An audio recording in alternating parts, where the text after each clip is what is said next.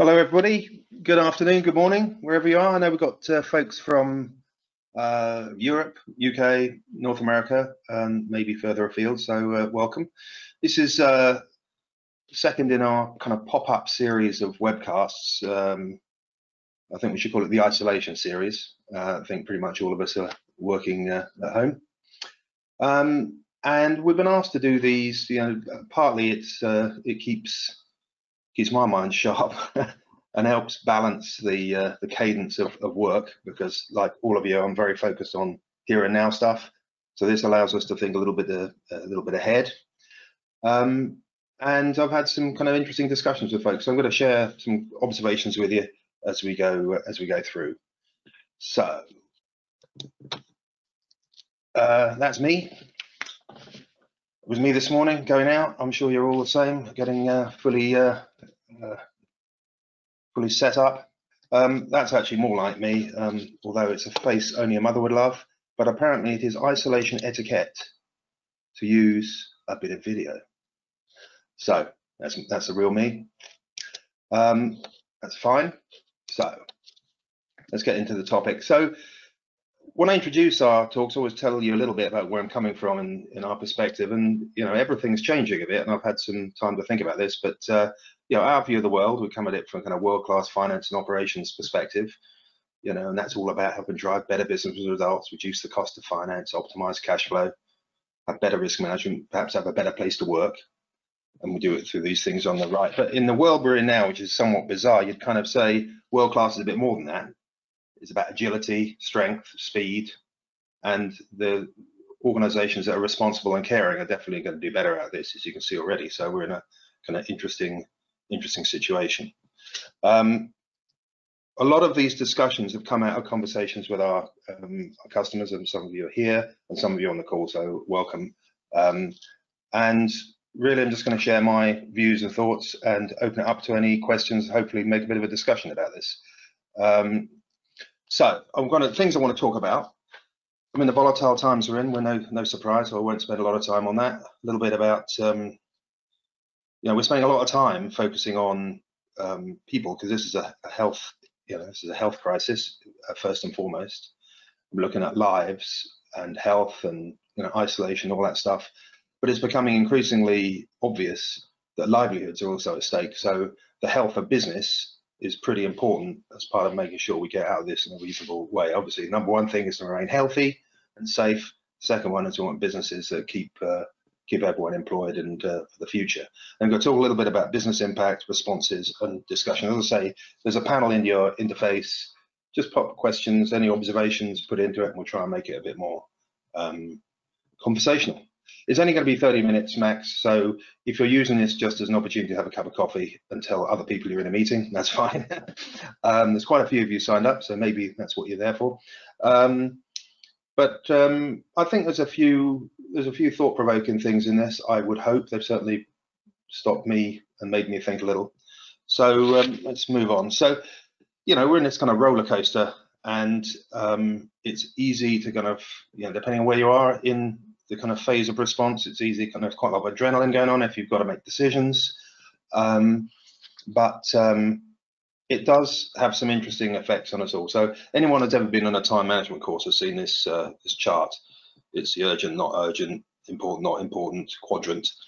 And when you go to a time management course, you will know they say, put down all the things you've got on your to-do list. And most of them tend to go in the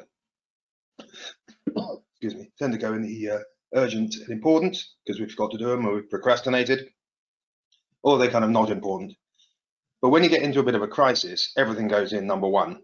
Everything's urgent and important. And in those time management courses, they always tell you, actually, the best place to be is in number two, important but not urgent.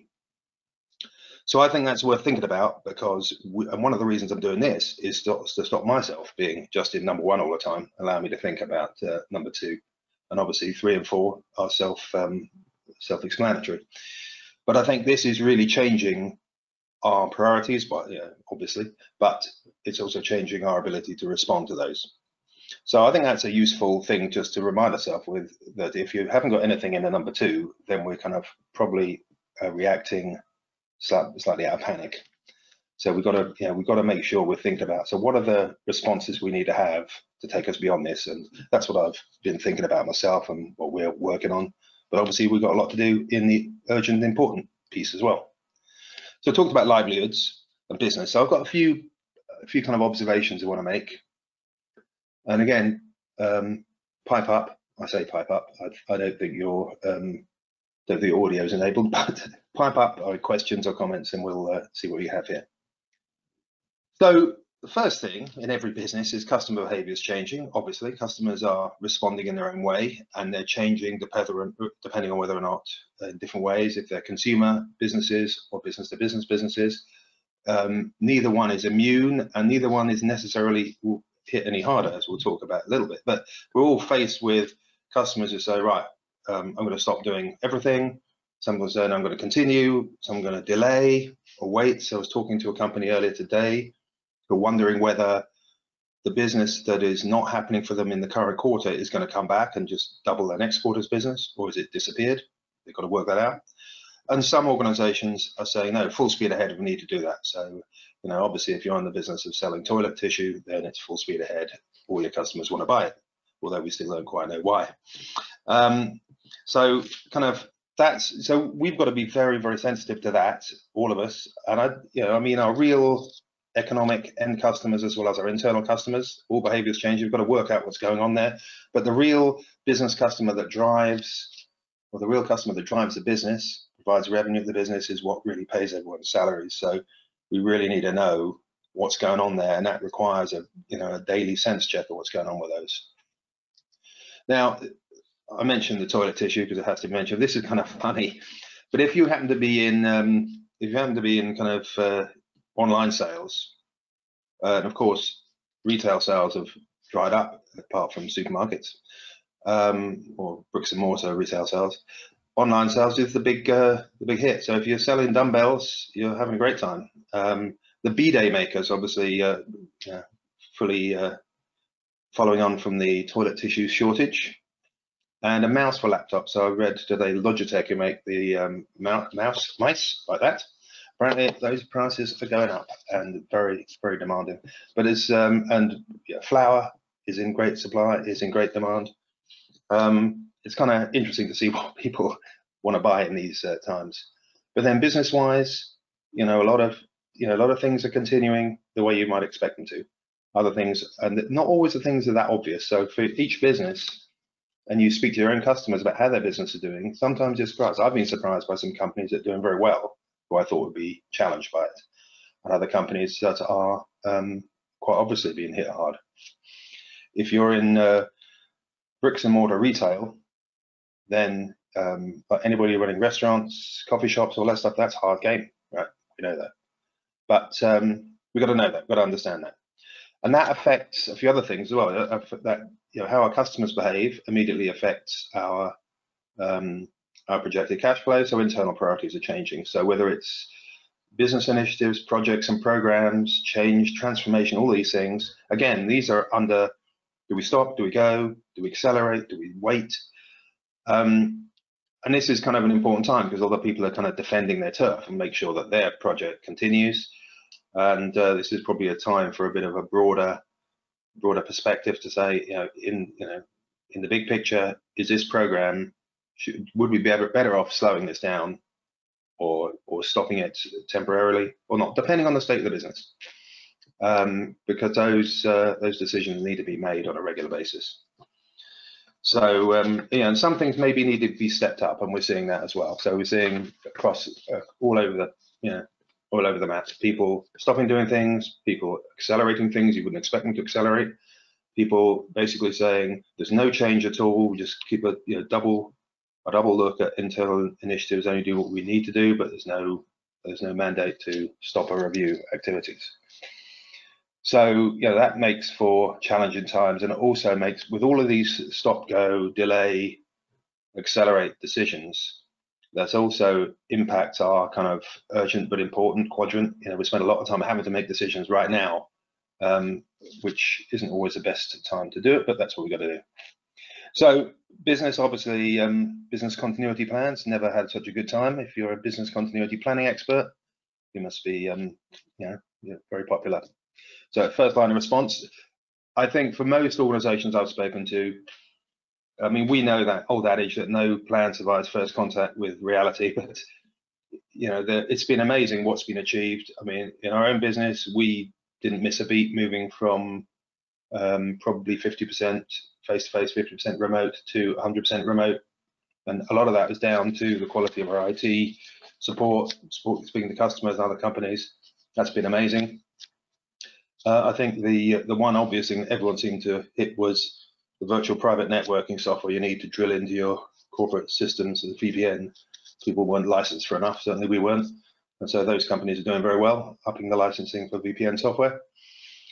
I think there's been some challenges with outsourcing arrangements and closing of facilities in far-flung locations, closing of offices, closing of shared service centers that people were never expecting to close, business process operating centers. It's been a challenge. But the thing that that brought a wry smile is, as I say, no plan survives first contact with the enemy, but sometimes you need a business continuity plan for your original business continuity plan, because as our head of IT found last week, that we'd made great plans and predictions. Everyone was working happily remotely until, of course, their broadband service, their internet service provider goes down in their local area. So we didn't expect that. But if that's the worst that happens, is that too bad? So, and then this thing about the impact on the physical, so facility closures, whether it's, I mean, all our offices are closed. Yes, as I say, if you're in the retail, bricks and mortar trade, and retail stores are closed, that's a fact. So everything, that's whether it's a coffee shop or whether it's a kind of a fashion retailer. We've got warehouses, factories closed down in Germany. All of the auto industries, as I understand it, have closed their factories for at least 6 weeks. That's got a massive impact on the end-to-end chain of shipping and all the rest of it. And then, of course, I've talked about shared service centers, all these centralized places where we were processing all of the paper to digitize it and get it into our systems to be the lifeblood of our organizations. Those places are closed too. So anybody who's trying to get paid on paper invoices right now is going to have some fun, because there's nobody in the shared service centers doing the scanning, these industrial level scanning of invoices. So it makes you realize that we've been pushing for digital processing as far as possible, end to end across companies, and now we start to see the impact of that. So right. Somebody's asked a question here, so I'm using, look at this, phone, computer, everything. Got a question. Right, the question is, can you give us a couple of examples of business priorities that typically are not top of the list but have moved to the top of the list given the macro environment? Steve, you're up early, San Diego. I think some of the priorities that moved to the top of the stack, I'm going to take these questions as we go, by the way, because it makes it more conversational. Everything to do with cash, however well or poorly the business is doing, in this environment, the CFO is obligated to take a good look at cash. So anywhere where cash is involved, activities about protecting cash is at the top of the stack where it wasn't before. People, protecting the health and well-being of people, our own people and our subcontractors, all the rest of it is right at the top of the pile.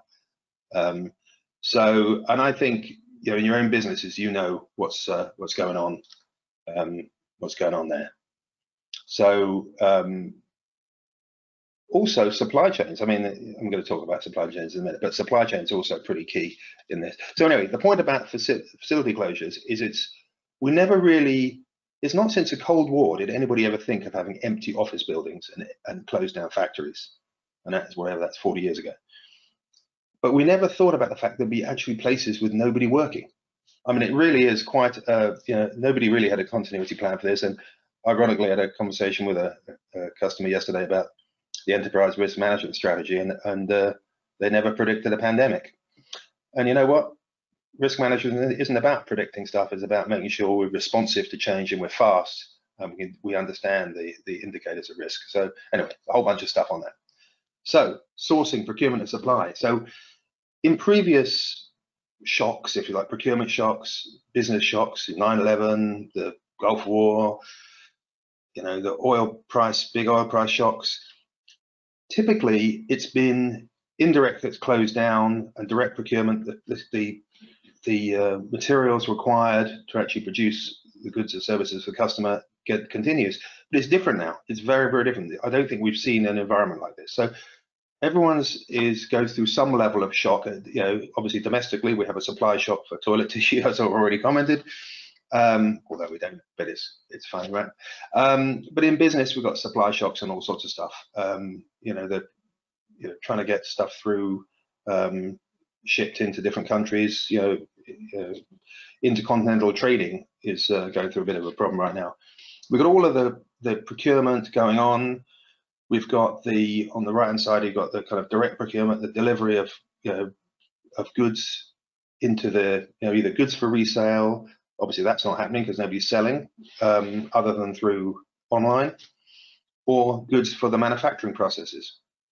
Now I'm talking again a customer today or yesterday, and their product supports the manufacturing processes. If the manufacturing process is closed down, they're not selling anything or making anything for that matter. But the other piece on the indirect, in the bottom right, that's my little you know, office supplies example. You know, everyone working at home, all of a sudden, people are busy trying to get the stuff they need to work at home effectively. So all the office supplies that used to get ordered and delivered into the big office facilities are all being, you know, people are trying to order them from home on Amazon or whatever. It just changes the whole dynamic.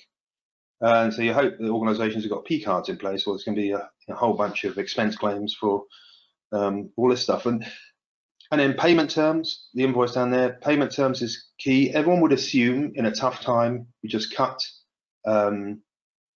you'd extend payment terms to protect cash. But that's not, you know, that's not the only picture. That's not the only game in town. So the UK supermarket chain Morrison's did a great job and led the way by announcing that all small suppliers would be paid immediately as soon as this became on the horizon. And they got a lot of kudos for that, and it was the right thing to do. Relatively small amounts of money paid immediately. And then securing the supply chain. How do we make sure for what we need that's important for our business and for our customers, how do we make sure we assure it and make sure we get an I can rather than I can't? And a lot of that is about making sure we're touching the pulse of our supply chain as well as that of our customers. Oh, some more questions. Right, I'm going to. Right, actually, some of these questions I'm going to come to because I've predicted them. So, hang on, how are we doing time-wise? Oh, 12 minutes to go. Right, so that's sourcing, procurement, supply. Risk and control, another big issue. This is a massive issue right now, which I don't think a lot of organizations have quite really got to grips with yet at an executive level. So, in the midst of the turmoil and all the contingency plans we've got for business, there's a whole lot of change going on, which is a necessary but potentially a recipe for disaster. So we've got these big end-to-end processes that work around the world. We've got exceptions going through the roof because we're working in different places and different ways. We may not have enough people doing stuff. Maybe our controls were designed to operate in a particular way when we're working a particular way. For good reasons, sometimes they're having to move past those controls and those policies. But this can quickly become a big problem because we're exposing ourselves to greater risk because as longer that goes on. So we've really got to keep an eye on this. And of course, that risk is also very specific to cash, which we know is a critical issue in times like this. And added to which, when working practices change and there's a crisis, all of the fraudsters come out in force. So we already know there's a massive uptick in crime focused at defrauding both consumers and businesses right now. So this is a time to make sure your vendor master and customer master controls are absolutely locked down, and to make sure that in the midst of this massive change that's going on, that executives are making sure, and you're working with executives to keep the awareness that we need to make sure we're controlling even better now than we were before. And it's not going to be easy with all these changes. And of course, then you've also got your compliance obligations, SOX, and the rest of it. I hope you like that slide. It took me 7 minutes to build, not to talk to, clearly. Anyway, that's that. Now, it comes down to, we talk a lot about health and fitness. as individuals when they're working at home. But business, the business needs to be agile. We absolutely know that. And fitness, if fitness is about the quality of being suitable to fulfill a particular role or task, that applies to business as well. So you think, what does fitness mean? It's about stamina, strength, agility, control, speed, and that cat's got them all. Don't know what he's trying to get, but it's pretty high up. So all of those things and those qualities together create an ability to pivot, and be able to pivot, which is move direction fast, is a characteristic of fitness, but it's also a characteristic of what we need in business when things are changing. And to give you a little example, there's lots of big examples where organizations are changing their manufacturing capability to build personal protective equipment for the crisis, which is partly stimulated by governments and partly stimulated by companies who know they've got good capabilities. So I think it's a McLaren Formula One team are going to be building ventilators, hopefully on a low gear. But on a smaller level, I was talking recently to a guy who had just invested his life savings building a really cool, sophisticated, cool sort of lounge, clubby coffee shop in East London. It's just ready to go. It's mid-February. Of course, everything's had to close it down. He said, "I'm going to lose all my money. I'm going to go bust." And then very quickly he realised, and it's a small business, so he could do it, but still some haven't. He realised that there's a better way. So he's turned that into selling fresh fruit and vegetables and wine. He's importing it directly, and his business is going through the roof. They're working long hours, but the business is running. They're serving the community, and they're doing stuff. It's powerful. So business agility we need. Now, in calmer times, which you've just come out of, we're quite happy looking in the rearview mirror and saying, "Oh, what happened last quarter? What happened last year?" to predict what happened in the future. Well, that's gone, right? We now, in volatile times, we need faster information, faster analysis for decisions, and we need to know what's happening today, what's going to happen tomorrow, what happened last week. What happened last quarter is almost irrelevant. So that puts a big strain on how we go about getting information, and particularly the kind of some of the labyrinthine processes we go through. So we've got to deal with this fast. We know we've got to deal with this for years. This is probably going to be a catalyst for speeding that up. And of course, when all this is over, when the COVID, the self-isolation is all over, don't assume it's going to be smooth sailing. Things are going to be rough for a while. There's just some research out right now that says that the global economy is going to have a $5 trillion shortfall over the next 2 years. To give you a sense of what that is, that's just based on what we've seen so far, that's the economy of Japan. That's like losing Japan off the world economy. So there's going to be a recession of some form, without a doubt. So whatever we do now to respond to business, the business situation, is also not just about dealing with COVID, the health crisis, is going to be dealing with the economic crisis as well. So I've talked a little bit about these points, which we've talked around, a little bit about responses. Here's a really good way of summarizing it. The 3 phases. That's the initial shock, addressing the immediate crisis. That's what most people have been in, and some are still in. Resolving resilience, focus on cash, scenario planning, what could happen, best, worst, moderate situations, and keep tracking that, and making sure we've got a communications program for everybody. This is a McKinsey report. If you want to just send me an email, I'll send it to you. It's a PDF. It's quite useful, actually. This is a summary of it. The next phase is stabilizing the business, which a growing number of organizations are in now. That's about productivity, but not just efficiency, but effectiveness. Strengthen the balance sheet, clean out the balance sheet, make sure we're good there, and turbocharge planning and analysis, which requires the need for fast information, like we just talked about. And then the third bit is reimagine and reform, which is what do we do as we come out of this, taking opportunities to restructure and all the rest of it, and boosting productivity through digitization. That's kind of an interesting, the report is more than those 9 bullets, but it's an interesting summary here. Right, I've got a lot of questions coming through. Oh, I've got 5 minutes. Right, so keep asking the questions anyway, keep going, because why not? The worst you could be doing is another call with somebody you actually have to speak to. At least you only have to listen to me. So that's an interesting way of looking. So Work out where you are today. Are you in the resolve and resilience, addressing immediate crisis, the continuity plans, making it all work? Are you in the right stabilizing, or are you in that? Well, nobody's in the reimagine and reform yet, but it's it's worth thinking about.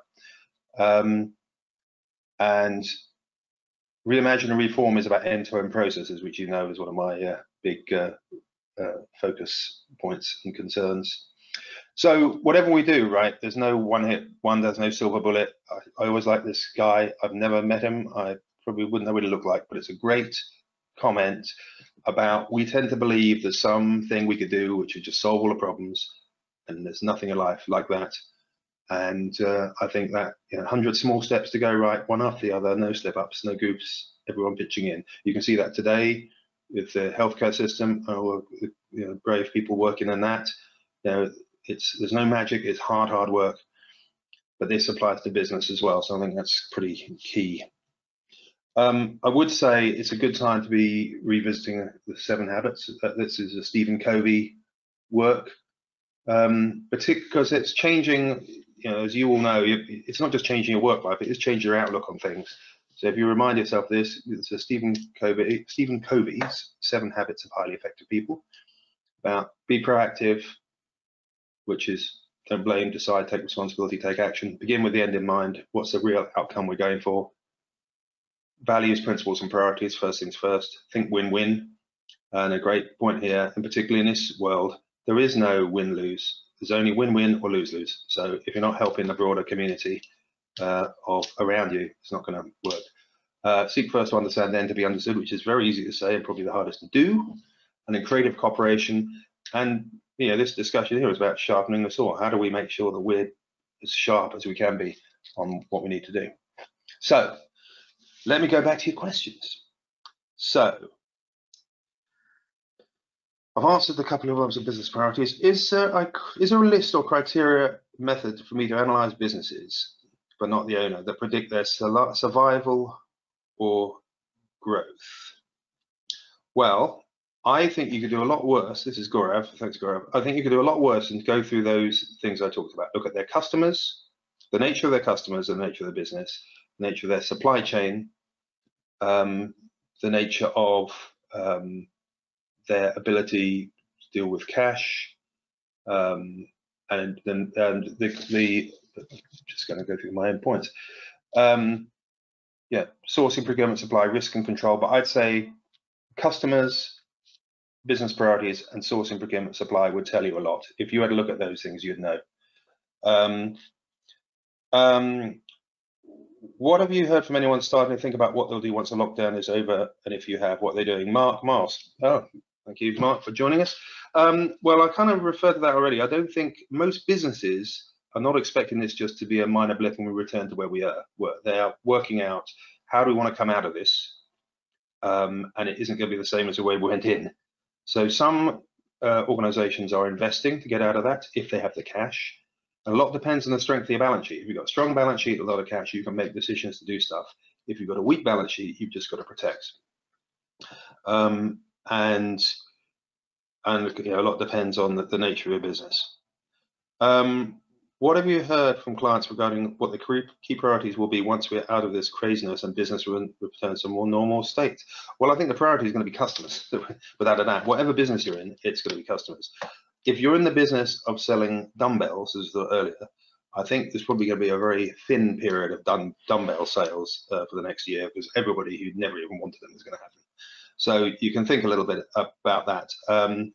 But I think you've got to be very sensitive. It's not about us. It's not about our business. It's about our customers and our customer's customer. So that's kind of a really good way of thinking about it. And actually, that goes back to your point as well, Gaurav, thinking about the business's customer and the business's customer's customer, because that really gets you to the root of what's going on in a dynamic. Would you agree to have some reserve in the shock is actually a good idea? Oh, have a reserve in the stock is actually a good idea. Jürgen, hello, Jürgen. A reserve in the stock. Well, if you have some, I'm not sure whether you mean as stock as in the shares, or if you mean, I think you mean in the stock of inventory. So if you have, so I think that relates to just in time. We're in a world where we've really honed just-in-time purchasing on global supply chains, and now we worked out that there are times where that doesn't quite work. So clearly, having an inventory has some value, and also having shorter supply chains have some value, and also having supply chain choices has some value. I think what this does do, Jürgen, is change our view on about focusing on the cheapest the cheapest source of whatever it is, and squeezing that. There has been a lot of focus on that, squeezing the best cost out of those. There's no doubt at all we need multiple sources, and actually the lowest cost today may be, it may just not exist tomorrow. So oh, he did mean inventory. Yes, this is amazing. Right, yeah, so that's what I meant. So a bit of inventory wouldn't go amiss. So it's been great to talk to you. My half an hour is up. This is my office. Welcome. That's the garden out there. Sunny afternoon, and we've got a bank holiday tomorrow. What are you doing for your public holiday tomorrow? Where are you going? And we've got one on Monday as well. So we've got 2 different places. Upstairs tomorrow, downstairs on Monday maybe. It's been it's been interesting talking to you. I hope you found it vaguely interesting. I'll let you get back to the rest of your life now. And we're doing these every couple of weeks, 10 days. I think every 10 days we're doing them, different topics. And hope you found it useful. It's actually helped me get my thoughts together on a few matters. So even if I'm the only beneficiary, thank you. Speak to you soon. Bye.